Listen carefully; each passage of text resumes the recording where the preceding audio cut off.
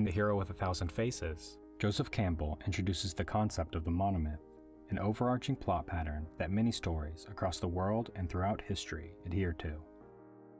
He makes the case that the monomyth's prevalence is due to it mirroring a psychic process inherent in all people, the process that Carl Jung called individuation. In this process, neglected parts of a person's personality have to be reckoned with and ultimately integrated into the larger personality. During the monomyth, the hero usually has to go on a journey. This journey exposes them to a mythical world and additionally introduces them to an antagonistic force. As the story progresses, the hero learns to master the mythical world, and in so doing, defeats the antagonist. The hero finally returns to the mundane world, but changed from the experience. Similarly, in the individuation process, a person's normal world is disrupted for some reason or another, making the status quo unsustainable. They are then thrust into conflict with the neglected part of their personality, which can manifest in a shadow or negative form.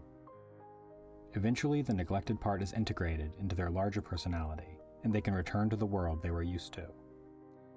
This mirroring between story beats and psychological processes gives us a useful lens through which to analyze popular media, as it's sometimes this mirroring that makes us attached to a particular work of art.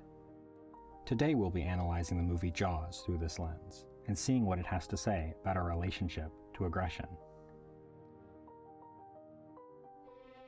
As the main character, Police Chief Martin Brody serves as the subject in need of individuation, or similarly, the hero in the hero's journey. From the first scene in which he's introduced, we can see that he's a fearful man. He's afraid of asserting himself. We'll have to amend our reports. And you'll stand by that? I'll stand by you. He overreacts to the smallest danger. You guys were playing on those swings. Those swings are dangerous. Stay off there. I haven't fixed them yet. And he's afraid of violence. Telling you the crime rate in New York will kill you. Brody fled New York City and its problems to come to the peaceful tourist town of Amity. In 25 years, there's never been a shooting or a murder in this town. Brody tries to convince himself that being free from crime will allow him to make a real difference in the town. What kind of impact can a police officer have in a town where there's no crime to stop? One can imagine Amity as the final assignment of an officer on the verge of retirement, not the goal of a police chief in his prime. As a man afraid of the water, by moving to an island, he's backed himself into a corner, and the only way out is out to sea.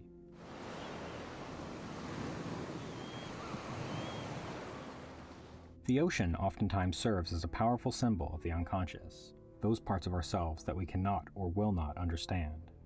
Those dark depths play home to the leviathans of our heart, such as Moby Dick or the Kraken.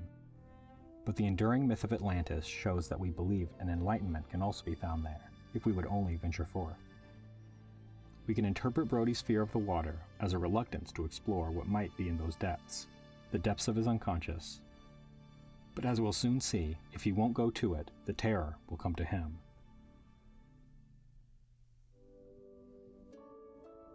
Ellen is Brody's wife, and as the person who shares a house with him, is very similar to him in terms of fear. In the same scene where Brody's son shows Ellen that he cut his hand, we can see the difference in their reactions, with Ellen being much calmer. Shortly afterward, though, we see Ellen tell Brody to be careful as he leaves to go into work. Listen, Chief, be careful, will you? In this town? Hey! Ellen provides an opportunity to preview Brody's mindset about their new community, a mindset that he later expounds on to Hooper. Since it's Brody who goes on the journey in this story, Ellen can serve as a reminder of where Brody began. After the shark attack on the beach, when Ellen floats the idea of moving back to New York City, Brody declines. By contrasting Ellen and Brody's reactions, we can see a transformation in Brody even at this early point in film.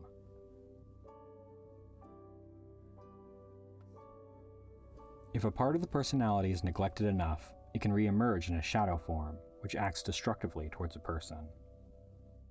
In the book Jaws by Peter Benchley, it's revealed that while Quint, Brody, and Hooper are out on the boat, unable to find the shark is surprisingly stalking the boat directly beneath them. The shark in this story is the shadow form of Brody's own aggression, which he can't handle or understand. Brody's been running away from his own aggression his whole life. He ran away from policing in New York City. He runs away from confronting the alien fishermen descending upon the town. And he even runs away from dealing with the shark attacks while they're happening.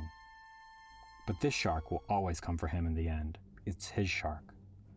It takes the imminent destruction of the town that his family has made a home, the town that he's supposed to protect, to finally force him to confront the unconfrontable. We're really a little anxious that you're rushing into something serious here. It's your first summer, you know. As an islander, or a person who lives in Amity year-round, and as a leader in the community, Mayor Vaughn has a real need and desire to keep the town safe. Martin, my kids were on that beach too. As he reminds us, his kids were on the beach when the shark attacked. While it's easy to view the mayor as nothing more than an impediment to Brody's journey, in fact, he too acts as a fixed point with which we can measure Brody's transformation. I'm only trying to say that Amity is a summer town. We need summer dollars. He's not wrong. Closing the beach will certainly doom the town to welfare the next winter, and it may never recover at all. In the beginning, his and Brody's wants regarding dealing with the shark are one and the same. They both hope the shark will just go away, even after Quint's warning at the town meeting. That we have in fact caught and killed a large predator that supposedly injured some bathers. While Brody's afraid of personally confronting the shark, Mayor Vaughn's desire is more plain. Admitting the existence of a man-eating shark in your tourist town will undoubtedly hurt its economy. But the shark won't just go away, and after he realizes that, it's Brody who has to evolve past that fear in order to save the town. In order to destroy the shark, Brody must face his fear of the water and take to the open ocean on a fishing expedition. The fisherman he hires is Quint, the same one that warned the council after the attack on the beach. Quint is just about as stereotypical a salty fisherman as you can find. He has no manners and is uninterested in anything that isn't sharking. In fact, his cabin walls are completely covered in mounted shark jaws. He eschews help and only begrudgingly takes Brody on the voyage after Brody holds the payment over his head. Later on, we learn that he was one of the survivors of the doomed USS Indianapolis, which lost most of its crew to shark attacks. This revelation reframes Quint's obsession with sharks. He hates the sharks and takes pleasure in killing them, getting revenge for his lost brothers in arms. In the book, when they catch a blue shark, Quint cuts its belly open and lets it go, taking delight while watching it eat itself. His single-minded crusade has made him a shark of sharks, even going so far as to put a shark jaw on the front of his ship, the Orca, named after the killer whale that's known to playfully kill sharks. We can see how suicidally obsessed he gets in the hunt, strapping himself into the fishing pole when a potentially multi-ton shark is on the line, and destroying the radio to prevent Brody from calling for help. His terrible vendetta against the shark has transformed him into what he hates, a machine of death. But ultimately, if you live by the shark, you die by the shark, and Quint succumbs to the fate predestined him since that day in the Pacific. Hooper, on the other hand, relates in the opposite way to sharks. And I hooked a 4.5-foot baby thresher shark who proceeded to eat my boat. And I swam back to shore, and when I was on the beach, I turned around and I actually saw my boat being taken apart, and ever since then, I have been studying sharks. Ever since this experience watching a shark eat his boat, Hooper's been in love with them, but only at a distance. Hooper loves sharks in a very academic sense. Come here, darling. Come here, darling. Hooper is unable to see the dangerous nature of the shark. By keeping them at a distance, he can separate the idea of the shark from the actual shark. Regarding real experience close up with sharks, Quint has him beat. If Quint is the salty old man, we can think of Hooper as the idealistic and naive child. This expedition is a game to him. Doctor, there is no need for me to come to Brisbane when I have a great white shark right here. We can see this most clearly when, after waiting until the last minute to begin tying a barrel onto Quint's harpoon, he finishes the knot without a second to spare. He still thinks he's in one of his boat races, trying to win a prize. But the prize on Quint's boat is not having your fingers torn out by the rope, not being eaten by the shark. After his ill-advised turn in the shark cage, Hooper again swims away from a shark to safety. It's this detachment from the shark that prevents him from harming it, and allows him to live through the experience. where Quint was unable to avoid his violent end. Quint and Hooper represent two opposing ends of the spectrum of how to relate to sharks.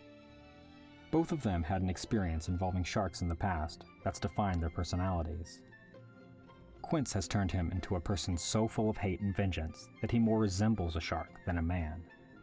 Hooper's has filled him with an infatuation that at the same time has kept him distanced from both the objects of his desire as well as other people around him. Is anyone eating this? No. These two men don't play well together. They can't help but pick at each other's deficits. Quint berates Hooper for his lack of experience crewing a ship, and Hooper thinks Quint is an unintelligent fisherman. But between these 2 points, between hate and love, experience and knowledge, there's a way forward, a way to face the shark. At the beginning of the film, Brody is completely outside the spectrum between Hooper and Quint. His fear of the water betrays a deep insecurity with his aggression, which is eventually manifested in the shark that stalks his town. Even when he finally decides to go on the boat, he's made to throw chum, to him the most demeaning job on board. But it's a necessary task, not for luring the shark is already with them, but for Brody to become acquainted with the bloody work to come. On the boat, he's surrounded by danger. Just by pulling the wrong knot, he nearly blows up the boat with compressed air. For the safety-loving Brody, we can't imagine a worse location. But bit by bit, he becomes more familiar with the seagoing world, eventually learning how to tie a bowline knot. It's at this point the shark first makes itself known. Hey! I got it! What? We can see a pattern emerge. Every time Brody becomes further initiated with the sea and approaches the place where Quint and Hooper are, the shark comes onto the scene. The second time the shark approaches, Brody is once again chumming, but he's much saltier about it. As Brody is more able to handle his nascent aggression, the shark makes further appearances. But that doesn't mean the path is straight. Many times Brody tries to turn back from further development, but is prevented. When Brody tries to make the ultimate take-back by radioing in to the mainland for help, Quint destroys the radio, putting Brody in a position where he has to advance, or die. But Brody has been advancing. At first afraid to acknowledge the existence of the shark, he then forces the mayor to sign the order hiring Quint. When he was afraid to get on Hooper's boat, he then forces Quint to take Hooper and himself on the voyage. And where he was afraid to battle the crime of New York, he now takes aim directly at the shark, the menace to his adopted hometown. By bloodying the shark, he's now fully committed to the battle. We can see this progression again when the boat tips to the side. We see Brody scramble to secure the same air tanks he previously knocked down. But becoming more aggressive isn't Brody's only task. He also has to synthesize the 2 poles of aggression represented by Hooper and Quint. Demon head up! Get in the factory! I break the instrument here! After the engine's been destroyed by Quint's suicidal need to battle the shark on his own terms, Quint asks Hooper about his science equipment and if they can use it to kill the shark. Where he previously mocked Hooper for all his equipment, he now reaches out to Hooper for a solution, bringing the 2 opposing poles closer together for Brody.